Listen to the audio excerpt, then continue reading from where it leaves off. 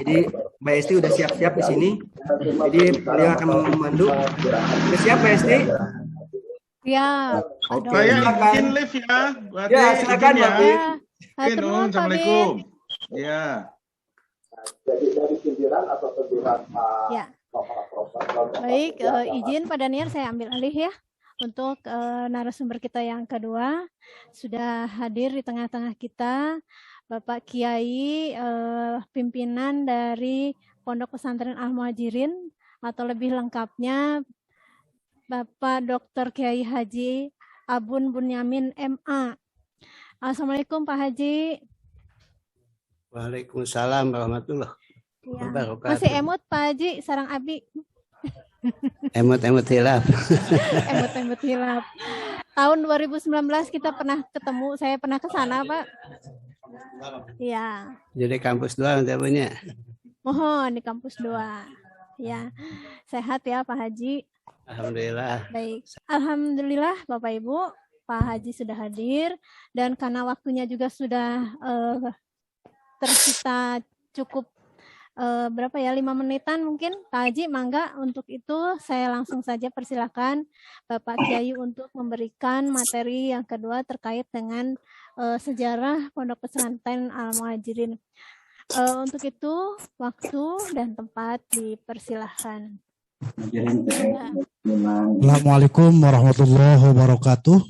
Waalaikumsalam warahmatullahi wabarakatuh. Alhamdulillahirabbil alamin wa bihi nasta'inu ala umuri dunya waddin wassalatu wassalamu ala asrofil mursalin sayyidina Muhammadin wa ala alihi wa ashabihi ajma'in amma ba'd. Yang terhormat pimpinan Pondok Pesantren Al Muhajirin Bapak Dr. Kiai Haji Abun Bunyamin MA. Alhamdulillah pada kesempatan ini akan berbagi dengan kita semua berkaitan dengan sejarah pesantren dan juga tip-tip bagaimana membangun bisnis pesantren. Saya akan perkenalkan dulu Bu Hesti, mohon maaf izin ya. Nama beliau Syekhuna Al Mukarram Bapak Dr. Kiai Abun Bunyamin MA. Beliau lahir di Sumedang 10 September 1955. Jadi saat ini beliau sedang ulang tahun ya. Kita doakan mudah-mudahan usianya dipanjangkan dan bermanfaat bagi umat. Amin. Beliau ini sangat luar biasa, punya pengalaman santri yang pernah disinggahi oleh beliau di 7 pesantren. Beliau pernah mondok di Hidayatul Muta'alimin, terus di pesantren Al-Quran Al-Falah Cicalengka, pesantren Al-Janubi Sukamiskin Bandung, di Riyadul Alfiyah Garut, di Al-Hidayah Santiong Cicalengka, pesantren Cipasung, dan juga pernah di Miftahul Huda Manonjaya. Oleh karena itu, pengalaman beliau di pesantren akan berbagi dengan peserta OPOP yang jumlahnya 144 dari 18 kabupaten.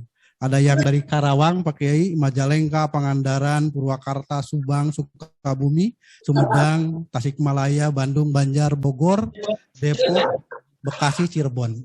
Nah, oleh karena itu, sebelum kita mendengarkan lebih lanjut pemaparan tentang profil pesantren, kita akan lihat dulu video profil sebagai berikut.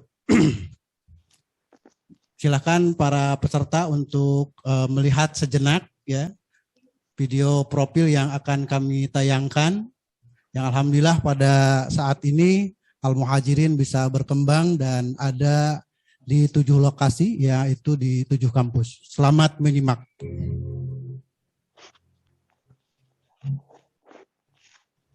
Pondok Pesantren Al Muhajirin Purwakarta adalah salah satu pondok pesantren terbesar di Purwakarta dengan moto berpikir dinamis, berakhlak salam, berakidah Ahlussunnah wal Jamaah. Pesantren ini diresmikan pada tanggal 15 Syawal 1413 Hijriah, tepatnya dengan 7 Februari 1993 Masehi.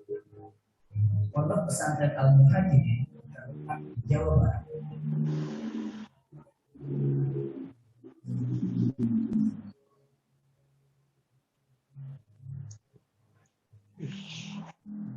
Pondok Pesantren Al Muhajirin Purwakarta saat ini sudah mempunyai 7 kampus dengan keunggulan pesantren di bidang kitab kuning dan tahfidz yang terletak di Jalan Veteran nomor 155 Kebon Kolot, Purwakarta. Kampus 2 di Jalan Titik Gandamana nomor 33 Sukamulya, Kelurahan Ciseret, Purwakarta. Kampus 3 dengan keunggulan bahasa Arab dan bahasa Inggris terletak di Jalan Raya Purwakarta, kilometer 6, Kampung Citapen, Desa Sukajaya, Kecamatan Sukatani, Purwakarta. Kampus 4 terletak di Jalan Raya Bendul, Kampung Kempangsari, Kecamatan. Kampus 5 Desa Wanasari, Kecamatan Wanayasa, Purwakarta sebagai divisi pesantren. Kampus 6 terletak di Jalan Terusan Perumahan Sukaseri, Perumahan Kebun Tumpang Asri, Desa Sarimulya, Kecamatan Kota Baru, Kabupaten Karawang. Kampus 7 terletak di Jalan Raya Cisarak Tengah, RT 01, RW 04, Cisarak, Subang. Ya, luar biasa. Tadi kita sudah melihat sejenak ya profil Pondok Pesantren Al-Muhajirin yang saat ini 28 tahun, tapi alhamdulillah sudah ada 7 kampus. Baik, alhamdulillah telah hadir Pak Kiai di hadapan kita semua. Oleh karena itu, silakan Pak Kiai untuk menyapa peserta dari 144 peserta ini. Silakan. Ya, assalamualaikum warahmatullahi wabarakatuh. Waalaikumsalam warahmatullahi wabarakatuh. Waalaikumsalam warahmatullahi wabarakatuh. Waalaikumsalam Berbagi buat kemajuan pondok pesantren di masa yang akan datang. Dan kami akan menyampaikan tentang riwayat pribadi kami kaitan dengan bisnis. Sebetulnya kami sudah terbiasa bisnis dari sejak SD. Waktu itu sudah dagang daun, gebog, kemudian dagang gula, ngangon kambing, dan sudah terbiasa juga memelihara ayam dan ikan, bahkan nanam singkong, nanam bako, dan juga terbiasa di sawah untuk menanam padi. Tapi ini tidak mengganggu ngaji kami dengan ayah kami. Pasti pada asar, pada maghrib dan subuh dipakai untuk ngaji. Waktu itu sudah sampai khotam Sulam Taufik, kemudian Yulmiyah, Tijan, dan Safina, dan beberapa surat hafalan. Namun setelah itu kami Majalengkakan, dan di Majalengka tempatnya kecap, selalu kami bawa kecap kalau kami pulang. Pakai mohon maaf di Sumedang. Jadi ketika kecil aktivitas bisnis atau dagang itu sudah jalan ya. Nah ketika di Majalengka di pesantren juga ada kecap ya. Iya. Itu gimana itu? Apakah pembagian waktunya kecapnya dari mana gitu? Modalnya dari mana gitu? Kami bawa kecap itu hanya pada waktu pulang saja. Oleh-olehnya kecap, kemudian di rumah dititipkan, kemudian didagangkan. Ya. Dan ketika pulang lagi dilihat habis atau tidak, sambil membawa kecap baru. Itu saja, jadi tidak mengganggu belajar. Ketika Pak Kiai kuliah, apakah aktivitas bisnis itu masih berjalan atau tidak ketika kuliah? Yang berjalan itu waktu di Cipasung. Ya. Kalau Cipasung itu kami suka ke pasar Tasikmalaya, melihat-lihat samak mendong. Kemudian kami belanja sampai beberapa kodi dibawa ke Bandung, dititipkan di majlis-majlis ta'lim. Jadi kami tidak langsung manggung samak gitu. Dititipkan di beberapa ustadzah. Kemudian kami hanya mencari kelebihan daripada selisih antara belanja dengan penjualan. Itu waktu sarjana muda ya? Waktu sarjana muda, waktu kuliah di Cipasung. Nah, ketika Pak Kiai mengambil sarjana lengkap di IAIN Sunan Gunung Jati Bandung, apakah masih ada aktivitas dagang atau bisnis pada waktu kuliah sarjana? Waktu di IAIN Bandung masih aktivitas kegiatan dagang, bahkan ditambah dengan sepatu produk Tasikmalaya. Tapi tidak meninggalkan tugas kuliah dan mengajar. Walaupun bisnis, belajar dan mengajar tetap tidak terganggu. Tidak terganggu kuliah ya. Ya. Nah, setelah beres kuliah, Pak Kiai hijrah ke Purwakarta dan menikah. Apakah setelah menikah juga masih jalan gitu untuk aktivitas bisnis? Kira-kira bisnis apa yang dijalankan setelah menikah?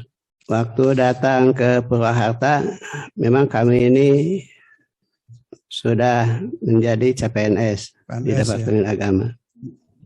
Tapi karena nyali bisnisnya masih menyala, awal datang di Purwakarta itu merintis bisnis menjadi agen koran, agen majalah. Kemudian suka bikin diktat, dijual ke anak, bahkan ke kawan-kawan guru lain untuk pesan ke kami. Dan kami beli mesin stensil waktu itu, tahun 80 tuh. 80 ya. Bikin diktat sendiri, dijual ke anak-anak.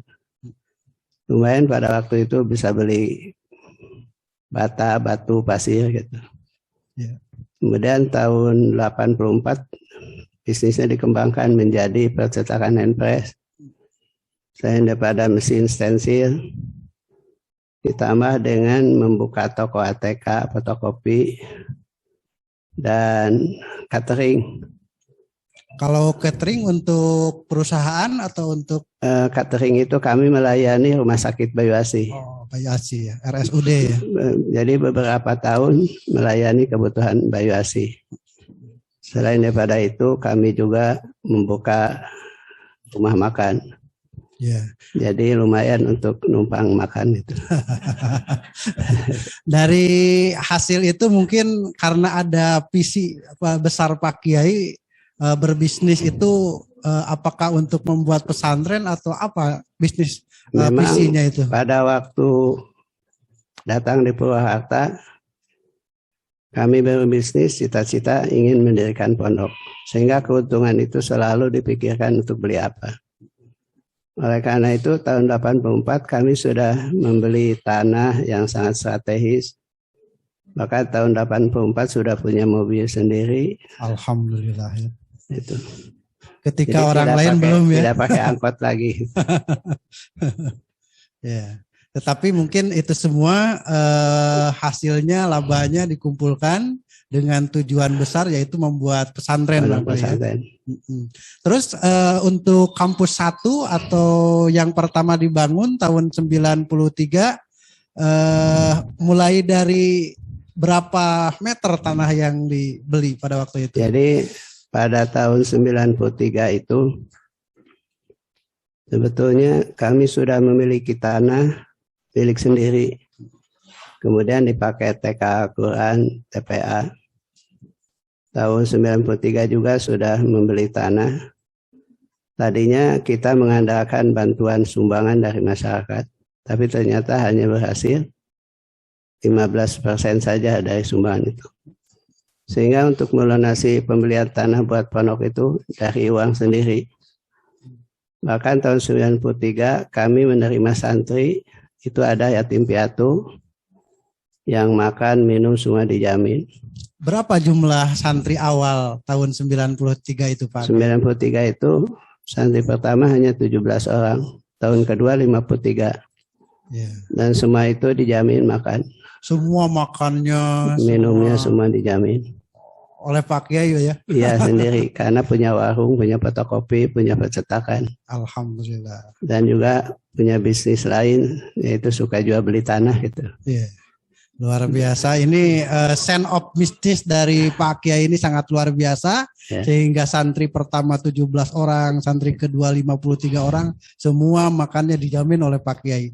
Nah inilah salah satu contoh yang sangat luar biasa yang Pak Kiai jalankan, karena memang ada sense of business ya di dalam diri beliau, sehingga semua aktivitas ini bermanfaat lah untuk umat. Nah selanjutnya Pak Kiai, ini sangat luar biasa sekarang itu kampus 1 itu sudah ada TK yang awal ya, ada playgroup, ada SD, SMP, SMA, ada MTS, ada MA, sampai ada juga perguruan tinggi. Ini dan juga untuk kampus 1 ini kelebihannya yaitu kitab kuning dan tahfidz. Barangkali apa yang menjadi dasar di kampus 1 ini kelebihannya kitab kuning dan tahfidz? Sebetulnya begini ya, kami mendirikan pondok pesantren itu sudah ada pikiran harus bernilai bisnis. Kalau tidak begitu, kita tidak akan ada kemajuan. Nanti hanya akan mengandalkan bantuan, sumbangan. Dan itu tidak ada pada diri kami. Caranya apa? Caranya kita membuat sekolah atau pondok yang punya nilai bisnis, artinya ada keuntungan-keuntungan. Yaitu bagaimana sekolah kita punya kualitas, disiplin, pelayanan baik, sarana cukup, dan juga memiliki daya juang. Maka disitulah sekolah kita jadi istilah Sunano payu gitu. Ya laku ya. Kalau sekolah payu insya Allah kayaknya malah kalapahan. Karena pasti di situ ada kelola yang bernilai bisnis, seperti makannya, kemudian cuci pakaiannya, menyediakan beras segala macam. Ya. Sehingga pada waktu dulu ada sekitar masyarakat ingin dagang nasi di pondok. Kata saya tidak bisa, ini dagangan Bapak ini. Jadi ketika makan santri itu salah satu ini ya, segmen pesantren ya. Usaha pesantren itu. Terus ada istilah yang Pak Kiai pernah ceritakan bahwa ngagoreng daging ku gajihna. Mungkin maksudnya apa itu? Memang dari dulu moto kami itu bahwa kita tidak ingin jor-joran membangun pesantren dengan cara mendatangkan modal dari luar. Kita ingin maju secara alami, yaitu istilah nate ngagoreng daging ku gajihna. Artinya berjalan daripada internal. Dan kalaupun kita maju bukan karena bantuan, tapi justru bantuan itu karena sudah maju gitu. Kita maju bukan dibantu, tapi justru dibantu karena maju. Maka alhamdulillah bantuan Allah juga datang karena kita sudah maju. Iya. Yeah. Dan kita sudah merintis ya, semacam kemarin usaha, kan kita di percetakan alhamdulillah menjadi 10 besar di Jawa Barat, karena ternyata percetakan itu sudah dirintis tahun 80-an oleh Pak Kiai gitu ya. Kemudian sekarang itu ada usaha-usaha yang sudah dikembangkan, itu adalah karena kita melihat santri dan orang tua murid itu ada pangsa pasar. Ya. Semakin banyak orang berarti itu pangsa pasar kita ya. Ya, makanya harus ada jiwa bisnis. Kalau tidak, sudah lepas. Lewat, tidak dapat apa-apa. Kemudian pada kenyataannya memang kita bisa melihat bahwa dari kehadiran santri itu bisa menyediakan buku, seragam, kemudian menyediakan kasurnya ya, air, mineral, dan snack segala macam. Kita siapkan, tidak semua beli ke Alfamart, Indomart gitu. Akhirnya ngabengharkeun batur gitu. Nah ini yang harus kita miliki oleh pesantren. Kalau kita tidak begitu, nanti istilah nate ngabangun pondok lamun aya ngabantu. Dan ngabantu teh ngabangun. Kalau saya dari pondok pertama dibangun, ada yang bantu, tidak membantu, harus selesai. Tidak ada istilah ngabangun itu selesai. Kalau dilihat dari pembangunan yang sedang berjalan ini, mulai dari kampus 1 sampai 7 ini, Al-Muhajirin 28 tahun ini tidak berhenti-henti membangun. Nah itu manajemennya bagaimana Pak Kiai? Ya, manajemennya kita harus memiliki disiplin anggaran. Dan kami ini selaku pimpinan pondok, istilah Sundana mah teu ngadahar tina hasil pondok malah neangan keluar ngegedekan pondok. Sehingga kami ini dari mulai 96 mengadakan bimbingan haji dan umroh. Itu pasti pulang haji, pulang umroh itu punya duit untuk beli semen, beli pasir, beli batu, beli kayu. Kalau orang lain mah bawa rokok di sini, saya tidak, karena takut ditewak. Bawa rokok ke Mekah ya? Ya, tapi kami dagang kambing di sana. Di Mekah dagang kambing untuk dam. Kami beli ke masok ya. Ke bandarna di itu dijual ke rekan-rekan KBIH. Itu lumayan ada 50 real per kambing, kelebihan daripada selisih jual beli itu. Jadi sekecil apapun kesempatan itu diambil ya. Ketika hajian pun untuk ada peluang jual beli kambing itu diambil juga. Iya. Untuk pesantren ya. Itu kang bisnisnya video itu. Jadi semua kicep dan gerak orang itu bisa jadi bisnisnya gitu ya. Iya, nah, ya. Alhamdulillah juga sekarang Pak Kiai di kampus 1 ini ada 1.200 orang ya yang mukim di pesantren. Dan Pak Kiai membangun juga kampus 2, yang kampus 2 itu sistemnya full day. Jadi ketika ada santri yang memang tidak betah di kampus 1, itu pindah ke kampus 2. Nah itu ada ide seperti itu, bagaimana itu Pak Kiai? Jadi ide muncul kampus 2 itu adalah melihat fenomena masyarakat ingin sekolah yang nilai pendidikan agamanya lebih bagus. Tapi mereka tidak mau nginep, tidak mau mondok, sebab tidak ada latar belakang mondok orang tuanya, sehingga mereka itu tidak, istilah Sundana, tetega. Maka kami menyediakan sekolah yang memiliki nilai pendidikan lebih bagus dari sekolah yang lain. Dan itu alhamdulillah ternyata bisa diterima oleh masyarakat, sehingga setiap tahun pendaftar melebihi daripada kapasitas. Karena kami pernah berobsesi di Purwakarta ini dengan 2 sekolah. Pertama adalah MAI, yang kedua ada SGI Majalengka. Di mana sekolah itu bisa melahirkan ulama, ajengan kiai tanpa mondok. Nah pada waktu itu ingin bagaimana kalau Muhajir menciptakan MAI baru yang bisa dijangkau oleh mereka yang tidak mondok. Maka alhamdulillah di SDA Muhajirin SMP paling tidak ada kemampuan yang optimal terhadap baca Quran dan hafalannya. Mereka disiplin untuk sholat, zikir, doa, dan berakhlak seperti akhlaknya para santri di pondok pesantren. Dan ini semua ternyata bisa terwujud.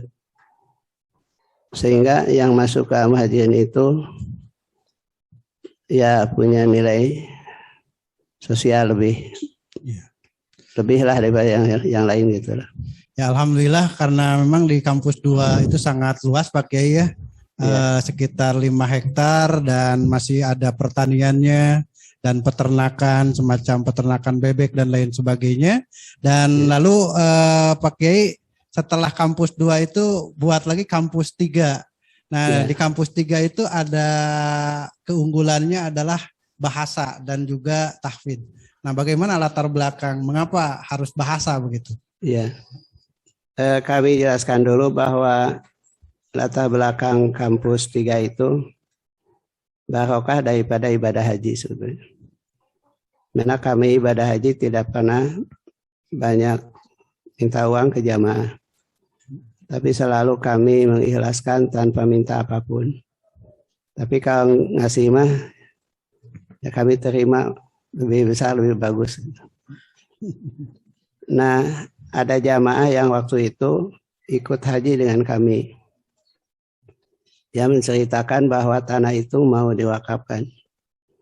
Tapi mau dijual sebagian. Akhirnya kami pulang dari Mekah, datang ke keluarganya. Ternyata beliau mengatakan iya, ingin mewakafkan tapi ingin sharing. Alhamdulillah tahun 13 itu dia wakafkan ke Muhajirin. Kemudian dijadikan pondok pesantren yang sekarang sudah memiliki 3 hektar dan santri hampir 800. Karena memang ingin tampil beda dengan kampus 1. Yeah. Kalau kampus 1 itu adalah tahfidz dan kitab kuning, ingin kampus 3 itu adalah menjawab kebutuhan, di mana santri itu selalu gontor minded, ingin bahwa gontor itu kualitas dan prestasinya menular ke Muhajirin 3. Apalagi di kampus 3 ini banyak juga dari alumni Yaman, Mesir, termasuk juga dari Gontor. Alhamdulillah, setiap tahun yang datang itu lebih daripada kapasitas yang kami siapkan. Kalau tidak dibatasi, mungkin lebih daripada siswa yang ada sekarang ini. Dan tadi ya, ketika kampus 3 mondok, kita buat lagi kampus 4 tidak mondok, ya tadi ya, sesuai dengan biar mereka tetap berada di Al-Muhajirin dan memahami agama sesuai yang diajarkan oleh pesantren. Dan katanya sekarang di kampus 5 itu pakai mau ada pesantren lansia katanya. Dan juga tahfidz. Itu bagaimana nih? Karena mungkin playgroup sudah ada yang paling muda sejak dini begitu. Nah, kita punya garapan juga mungkin untuk yang lebih tua begitu. Nah, bagaimana latar belakangnya untuk pesantren lansia? Jadi memang kita kan harus masuk di tempat-tempat yang kosong. Kalau yang sudah padat begitu kan namanya saingannya ada ketat. Makanya kita memilih sekolah atau pondok yang kosong. Yang kosong itu adalah lansia. Bahkan kami pernah berpikir pondok apa namanya. Kalau yang paling cocok mungkin pondok Sakaratul Maut. Untuk yang tua-tua ya. Tapi ternyata tidak bisa dilakukan secara full karena memang persiapannya sudah matang. Apalagi kalau dibanding ke Jepang.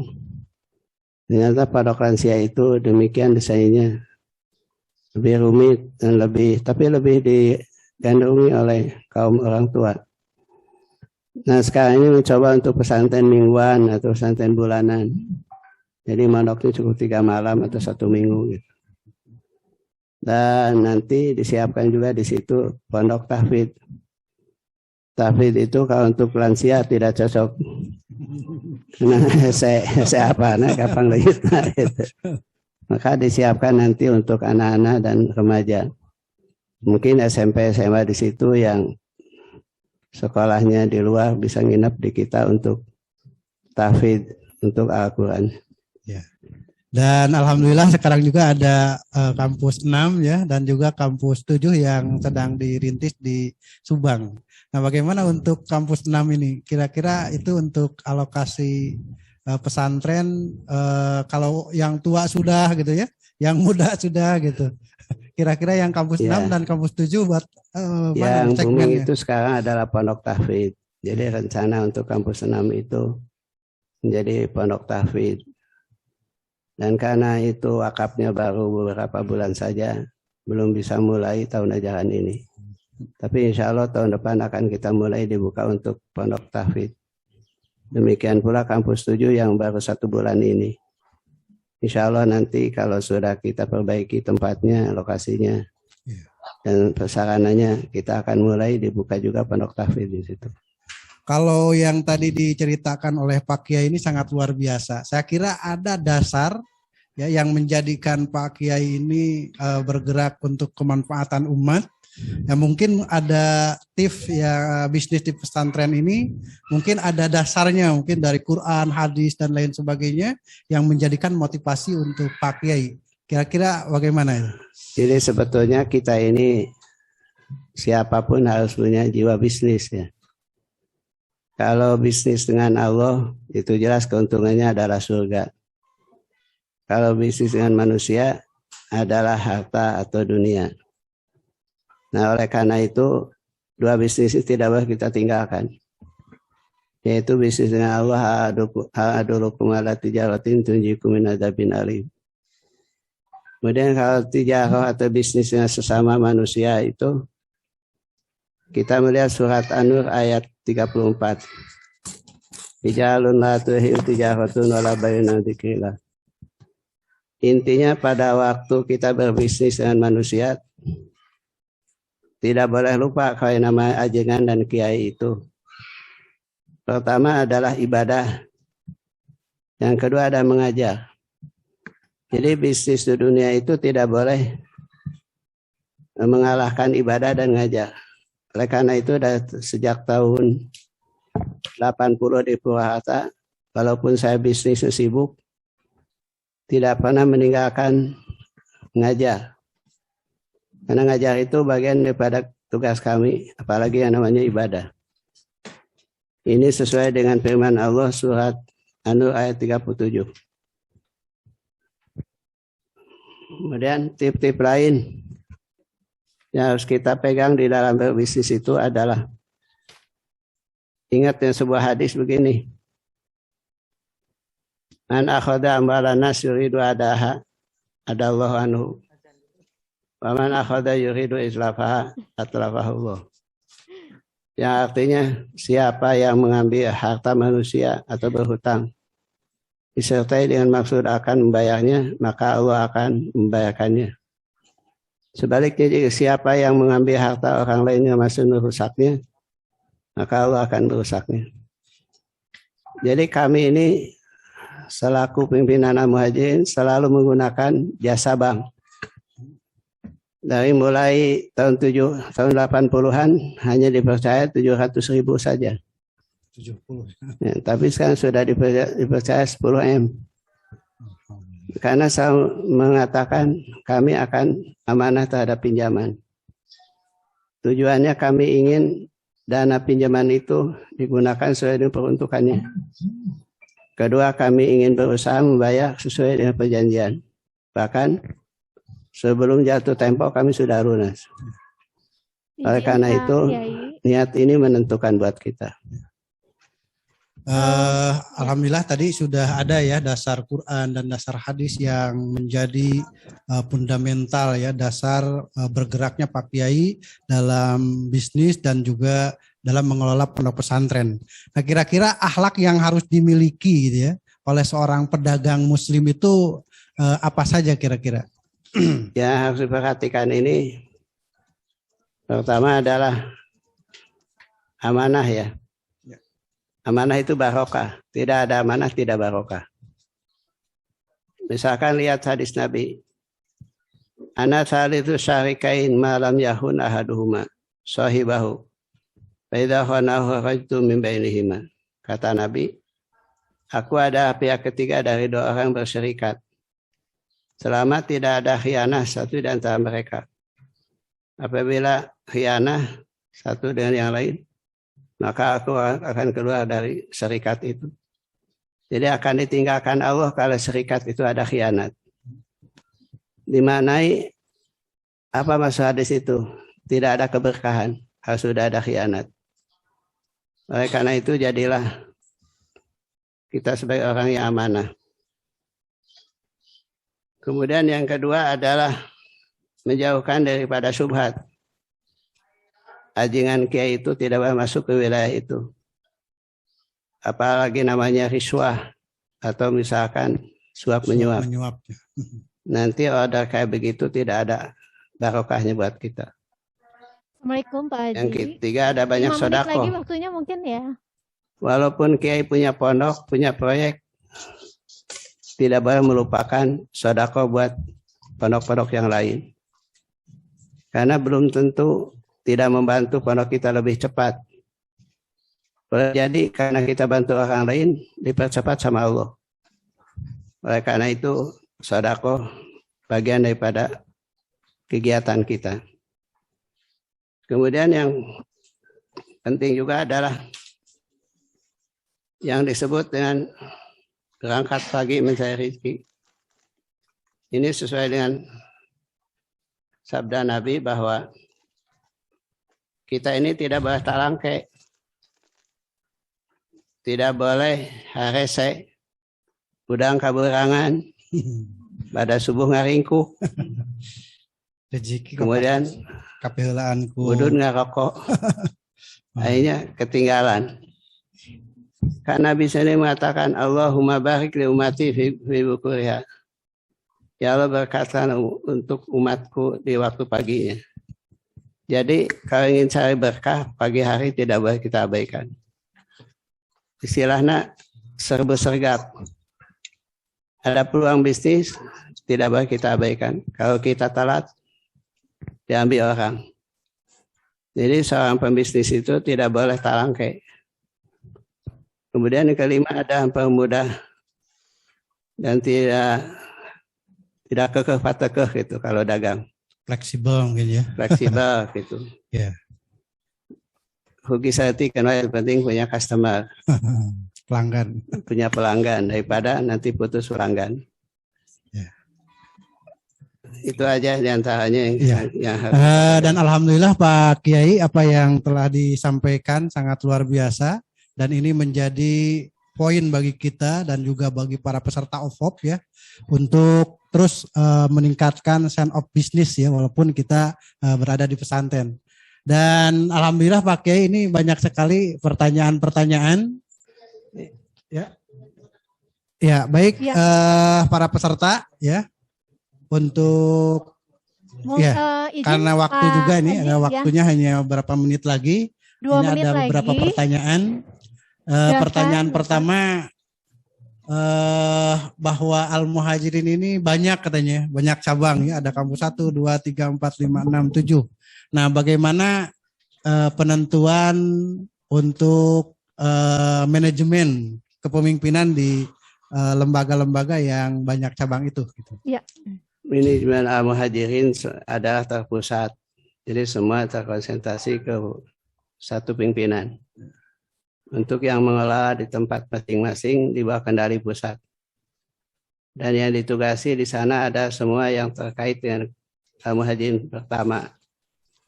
Jadi yang diamanahi di sana itu ada mereka yang sudah terlatih di Al-Muhajirin.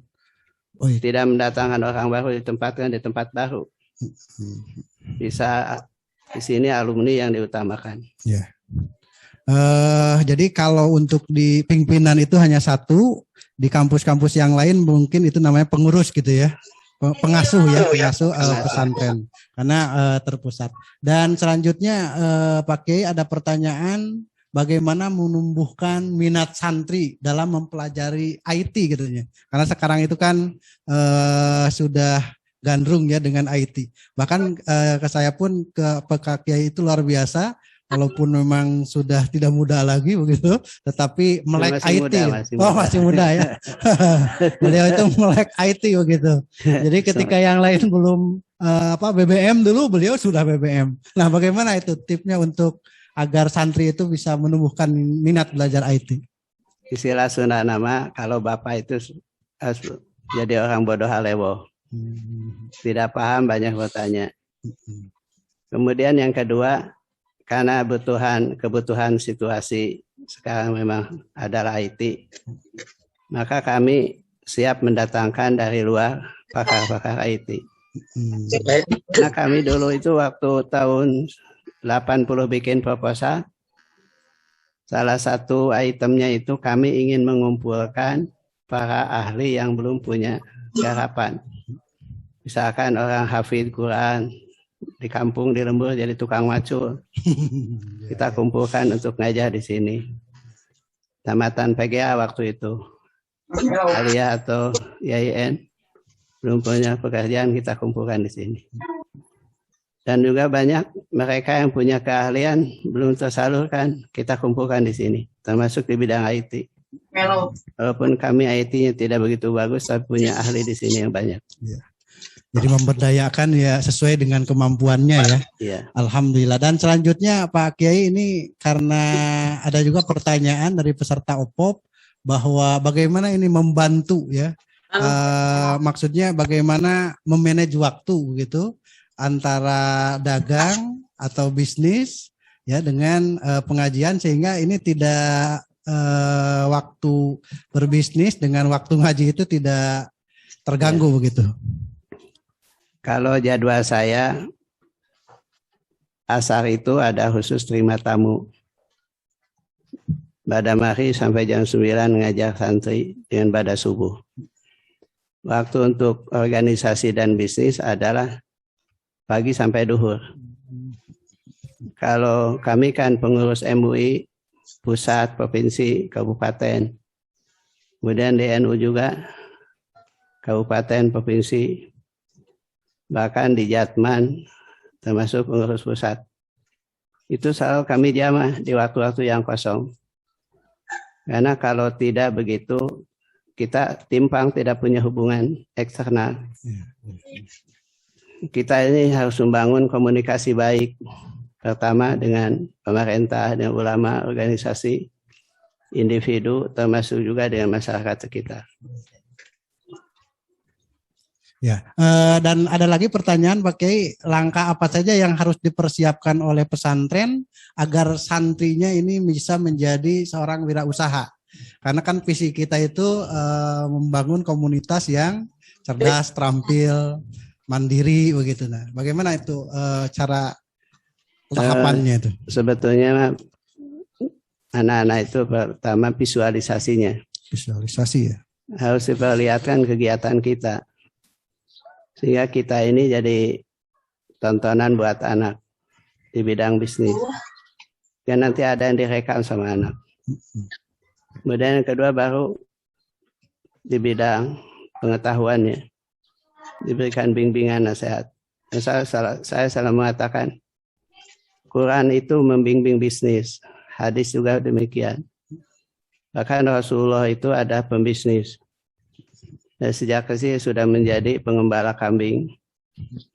Dan punya jodoh itu dengan pembisnis. Karena pembisnis sukses. Yeah. Sehingga Khadijah yang kaya-kaya itu mau dilamar oleh Kanjeng Nabi. Makanya kalau santri ingin dilamar oleh orang kaya, harus sukses. Jadi wirausaha ya. Ini sangat luar biasa Pak Kiai. Mungkin karena waktu juga ya. Ini banyak pertanyaan. Tapi ada satu nih yang mungkin berbagi dengan peserta OPOP nih. Nah kan Muhajirin sudah maju nih dalam bisnis dan juga pesantrennya mengalami pasang surut begitu. Ini mungkin ingin ada berbagi pengalaman ya. Pengalaman yang membuat Pak Kiai hampir menyerah itu ketika ada tempaan apa gitu. Tapi saya yakin Pak Kiai tidak akan menyerah ya. Kira-kira apa ya? Kami tidak pernah mengalah walaupun selangkah. Tidak pernah mengalah walaupun selangkah. Ujian, cobaan, rintangan selalu kami hadapi. Termasuk yang akan sedikit menjadi pemikiran berat buat kami adalah COVID-19 ini. Karena waktu itu berpikir sekolah tidak aktif, pondok diberhentikan. Bagaimana nasib 700 guru yang selama ini mengajar? Kalau kita tidak pandai-pandai mengelola, memilih sekolah dan pesantren, mungkin akan kolap. Akhirnya kami kondisikan supaya anak-anak itu diaktifkan. Guru proaktif, belajar tidak berhenti. Ya akhirnya ternyata komunikasi orang tua selalu terjalin. Dan muncullah kesadaran mereka untuk bayar SPP. Ternyata di COVID-19 ini, di musim Corona ini, SPP masuk 95%. Stabil. Walaupun ya? Sekolahnya tidak aktif. Yeah. Karena apa? Karena kegiatan yang kita coba untuk tidak stagnan. Jadi kita harus cari cara untuk kegiatan yang tidak boleh terputus. Jadi intinya kita ini harus kerja, harus aktif, punya nilai di mata orang tua dan masyarakat. Sehingga masyarakat itu tidak berat memberikan bayaran kaum muhajirin. Oleh karena itu dengan pola seperti ini ternyata efektif. Jadi dikhawatirkan sekolah akan bangkrut, alhamdulillah tidak. Iya, alhamdulillah. Dan SPP tetap lancar Pak Kiai ya. Karena memang berbagai inovasi yang kami lakukan. Ya baik. Bahkan ada hikmah lain dari COVID ini. Gimana Pak Kiai? Hikmahnya adalah 95% pembayaran lewat IT. Wah. Izin Pak Jadi, Kiai. walaupun tidak berjumpa ya? di BMT, mereka sudah menggunakan IT. Ya, transfer langsung ya. Ya, transfer langsung. Ya baik, para peserta OPOP yang berbahagia, kita ini sesungguhnya masih banyak sekali ini pertanyaan-pertanyaan. Tapi ada satu nih Pak Kiai dari pertanyaannya itu, mohon berbagi ilmunya katanya. Kira-kira apa yang harus diamalkan kata peserta OPOP ini? Iya. Ya amalannya apa katanya? Ilmunya ya. nih. Hanya saya itu amanat kepada kaum muda ya. Yang tidak boleh tinggalkan pertama adalah komunikasi dengan Allah. Komunikasi dengan Allah ya. Komunikasi dengan Allah yang paling lancar, yang paling sinyalnya efektif, kuat mungkin ya. Sinyalnya bagus, itu ada qiyamul lail. Qiyamul lail. Jadi istilah Sunda nama muhajin teh ladang peting hudang. Dia ladang peting hudang, muhajin itu lahirlah seperti ini. Dan ini tidak boleh abaikan. Sesibuk apapun, sengantuk apapun, tahajud. Yang kedua, selalu kita ajar komunikasi dengan 5 komponen. Pertama, baik dan umaro, dengan ulama, para cendekia, para agnia, dan masyarakat. Tetap harus dijaga. Kemudian yang ketiga adalah tetap kita peduli lingkungan. Kami selalu ada proposal masuk pesantren, madrasah, masjid selalu kita bantu. Tidak pernah mengatakan di diri nggak bangun, tidak pernah. Kita bantu. Nah 10 sak semen gitu kan. Yang penting ada kepedulian buat kawan dan teman. Yang terakhir kita ini harus al-jidu wa muadzabah. Al-jidu wa muadzabah itu artinya sungguh-sungguh dan istiqomah. Emut tahun 83 waktu itu bertemu dengan Kiai Haji Abdullah Abbas, pimpinan pesantren Buntet. Yang santri masih 17. Minta nasihat ke Kiai Haji Abdullah Abbas. Hanya singkat dia mengatakan istiqomah saja. Dan itu dilakukan sampai hari ini, istiqomah. Oleh karena itu masyarakat bisa melihat dan membaca tentang Pak Abun. Karena istiqomahnya itu. Itu nama sebagai tripna. Tapi ayo rahasia mah kada sumping. Jadi kalau para peserta ya pengen amalannya ya langsung ke menghadap Pak Kiai. Alhamdulillah para peserta OPOP ya di mana saja berada ini, alhamdulillah kita sudah mengambil hikmah apa yang telah disampaikan oleh Pak Kiai. Jadi tip-tipnya itu yang pertama adalah hablum minallah dengan qiyamul lail ya. Yang kedua hablum minannasnya dengan umaro, dengan ulama, ya, dengan masyarakat, cendekia, semuanya ini dibangun komunikasinya ya, silaturahminya. Dan juga hablum minal alam, peduli terhadap lingkungan. Dan yang terakhir tadi dikatakan bahwa ketika kita mengelola bisnis, mengelola pesantren harus sungguh-sungguh dan istiqomah. Nah, kali terakhir yang harus disampaikan Pak Kiai untuk memotivasi para peserta. Kalau kita punya cita-cita mah harus, keinginan itu wajib.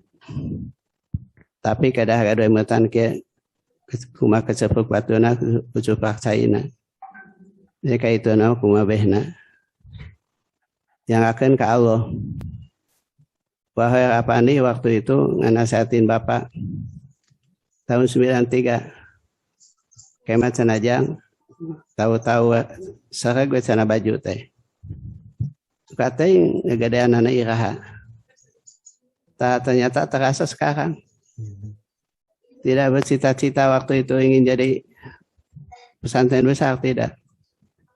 Tapi dibesarkan sama Allah. Selalu ada jalan yang terbuka sampai akhirnya kampus 1 bisa ada kampus 2. Suara saya terdengar. Itu tidak diduga, Waktunya tidak udah dinyana. habis. Karena Sampai kampus 3 dan seterusnya. Semua mereka itu datang ke Al-Muhajirin, menyerahkan tanah, menyerahkan wakaf dan sebagainya. Nah itu, jadi cita-cita harus, keinginan wajib, tapi kayak itu nama at-tafwid ila Allah. Masakan ke Allah SWT. Ya. Alhamdulillah luar biasa apa yang telah disampaikan. Silakan tepuk tangan dulu ini untuk Pak Kiai. Banyak ilmu yang kita dapatkan di siang hari ini. Mudah-mudahan ini jadi bekal juga bagi para peserta OPOP untuk bisa mengembangkan pesantrennya dan juga bisnisnya. Bisnis jalan, pesantren juga jalan, ya. Jangan sampai ada ketimpangan, semua bisa maju. Saya yakin bisa. Baik, karena waktunya sudah habis, kita sampaikan untuk selanjutnya akan dikembalikan ke host yaitu Bu Hesti. Mangga Bu Hesti, mangga nyangakeun atas di Al-Muhajirin mah. Nuhun, assalamualaikum warahmatullahi wabarakatuh. Warahmatullahi wabarakatuh. Suara saya tapi terdengar ya ke sana? Waalaikumsalam warahmatullahi wabarakatuh. Terdengar ya. Hatur nuhun Pak Kiai atas lebih ke sharing ya, sharing untuk bagaimana bisnis pesantrennya menjadi besar. Kemudian pengalaman-pengalaman terkait bagaimana membangun pesantren menjadi saat ini sudah 7 kampus ya yang dibangun oleh Al-Muhajirin. Suaranya tidak kedengaran ke Al-Muhajirin. Ya, makanya dari tadi saya ngasih tahu waktu nggak kedengeran. Kalau sekarang masih nggak kedengeran? Nggak ada suaranya, Bu Hesti nggak kedengaran. Kalau ke rekan di sini suara saya terdengar. Ke yang lain coba. Terdengar Bu, terdengar. Ya, berarti di Al-Muhajirin ya Pak. Merdu sekali Bu. Malahan meni merdu Bu, suara nege. Iya dari tadi saya. Ya izin ini tuh ada 5 orang yang resen. Saya kasih waktu lah 2 menit lagi ya. Ada yang resen, ada yang mau nanya langsung nggak ke Pak Kiai? 1 orang aja. Enggak. Ada? 1 orang saja. Kalau ada yang mau bertanya langsung ke Pak Kiai, dipersilahkan. Saya boleh sebutkan nama bertanya dari pondok pesantren. Boleh Pak. Yang 1, sebentar ya, saya cek dulu ini yang right hand. Ada Pak Cep Wahyu, Pak Solihin, Pak Faruq, Pak Muhammad, Bu Agnia, sama Pak Ahmad. Saya bertanya. Sebentar dari saya ya. Saya minta Pak 1 aja. Pak Solihin hadir? Pak Solihin hadir? Kang Hidayatullah. Pak Solihin ada nggak? Kalau nggak ada, ke Pak Cep Wahyu. Pak Cep Wahyu ada? Waalaikumsalam. Ini siapa Pak Cep Wahyu? Bukan, Pak Asep Sujani dari Ciawi Pasir. Sebentar, yang raise hand aja tadi yang pertama ya. Pak Faruq ada? Ini lama. Bisa. Bapak Ibu dibuka kameranya ya. Kang Hidayatullah. Kami bersama Pak Ustadz Ayu sebagai. Oke. Kalau nggak ada Pak Ahmad boleh. Pak Ahmad Asnawi. Silakan. Kamu. Jadi mau ngechat izin bertanya. Pak Ahmad Asnawi ada. Waktunya Pak. Belum keluar suaranya.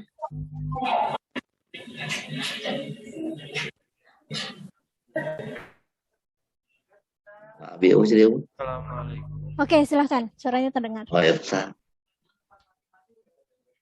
orang Pak, maksudnya waktunya segerakan. Karena kita harus sholat zuhur juga. Chat aja, Les.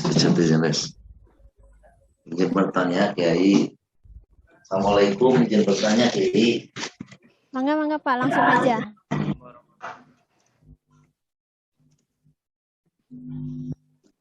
Bapak langsung aja Pak, mangga Pak Haji bertanya. Pak Ahmad silahkan.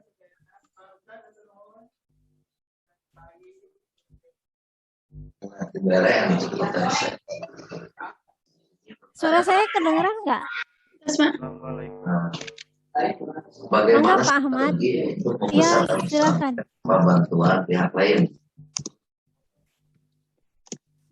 supaya bisa mendapatkan bantuan langsung dari ilahi.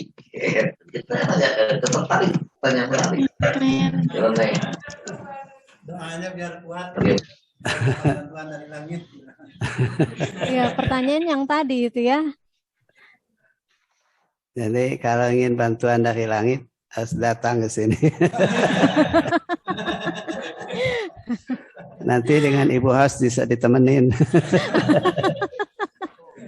Atau saya jadi bidadari ke langit ya. Iya. Baik, Tapi ya. ini perlu saya sampaikan ke penanya tadi. Sebetulnya nilai silaturahmi itu sangat penting. Jadi silaturahmi itu sangat penting. Dan kita sebagai pimpinan pondok tidak punya ada gap ya siapa. Masuk lagi ke videonya ke link yang sama ya. Bagaimana? Jadi kita harus jaga silaturahmi dengan baik, tidak ada gap dengan siapapun. Itu yang bisa mengalirkan rezeki buat kita. Walaupun hanya sedikit kalau ketemu seseorang, kita jaga silaturahmi. Kita ini meminta tapi tidak merendahkan diri. Meminta tapi dijaga gengsi juga gitu. Minta bergengsi gitu. Nah, oleh karena itu yang paling penting itu adalah tentang nilai kita di mata orang. Sehingga orang lain itu melihat kita itu memang tidak dianggap rendah tapi tidak dianggap angkuh oleh yang lain. Sehingga mereka itu punya kepercayaan pada kita. Bahkan sunah nama raya hatena reka bantu ke orang. Tapi tidak harus meminta gitu. Ini cara bagaimana? Tidak meminta tapi raya hatena membantu pada kita. Dan itu kan ada rahasia-rahasia tertentu. Rahasianya cuma Pak Kiai ya. Harus datang ke Pak Kiai nanti kalau coronanya sudah tidak ada. Atur nuhun Pak Kiai atas sami-sami cerahannya untuk kita semua. Alhamdulillah sesi kedua terkait narasumber dari Pondok Pesantren Al Muhajirin yang dalam hal ini alhamdulillah langsung disampaikan oleh pimpinan Pondok Pesantren Bapak Kiai Haji Abun Bunyamin. Atur nuhun pisan Pak. Sehat terus ya Pak Kiai. Insyaallah, alhamdulillah sehat. Ya Allah ya Rabbal. Tidak kena Covid gitu, Bu. Alhamdulillah luar biasa. Bertanya, Ibu.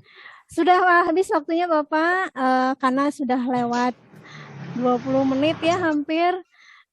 Jadi mohon maaf sekali yang tidak tersampaikan pertanyaannya.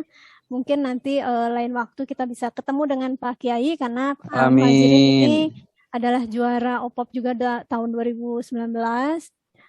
Dan nanti Bapak Ibu setelah pelatihan akan bertemu lagi dengan para pengurus Al Muhajirin di kegiatan magang ya. Magang OPOP. Mungkin pertanyaan-pertanyaan Bapak bisa disampaikan nanti di sana. Oke, karena waktu juga maka saya mengucapkan alhamdulillah dan selesai sudah kegiatan untuk materi sejarah Pondok Pesantren Al Muhajirin. Sekali lagi terima kasih. Dengan demikian saya tutup kegiatan untuk hari ini, khususnya untuk sejarah pesantren. Selanjutnya Bapak Ibu boleh isoma.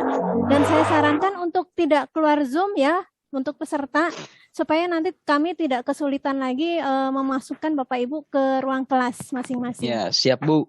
Oke. Mangga, kalau mau foto silahkan.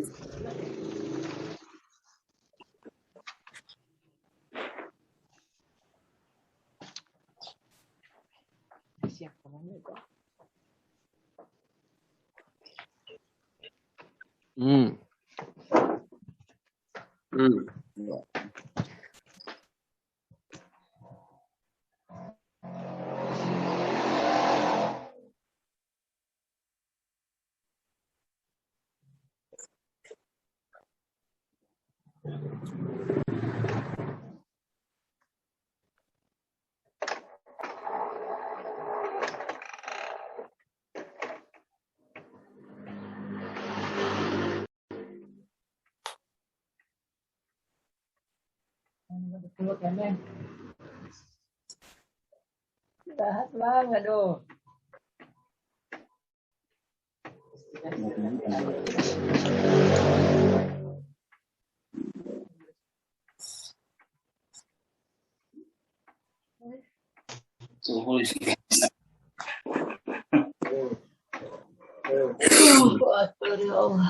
Atur nuhun, mangga Bapak Ibu dan Pak Kiai, sekali lagi terima kasih. Saya pamit undur diri untuk memasuki dan persiapan selesai dan kelas nanti.